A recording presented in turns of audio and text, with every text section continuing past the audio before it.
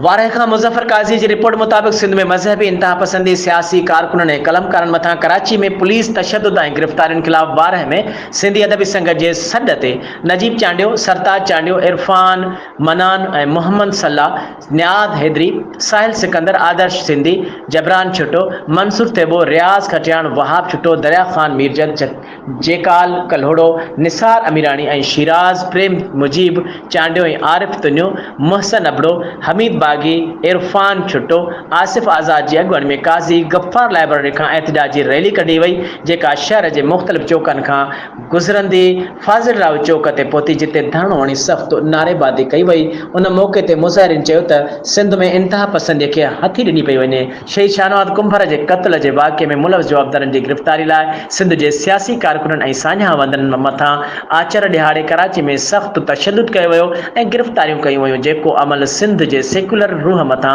हमलो आहे, जंहिंखे कॾहिं बि बर्दाश्त न कयो वेंदो। हुननि मुतालबो कयो त तशद्दुद में मुलविस पुलिस अहलकारनि खे क्वार्टर गार्ड करे घरू वज़ीर ज़ियाउल हसन नजार खे हटाए सज़ा ॾिनी वञे ऐं शहीद शाहनवाज़ कुंभर जे क़ातिलनि खे गिरफ़्तार कयो वञे। एहतजाज में अवामी तहरीक, पीपी शहीद भुट्टो, जिस्कम, अवामी जमहूरी पार्टी, जिस्म, सोशल फोरम, एसटीपी ऐं ॿियनि तंज़ीमुनि जे कारकुननि शिरकत कई।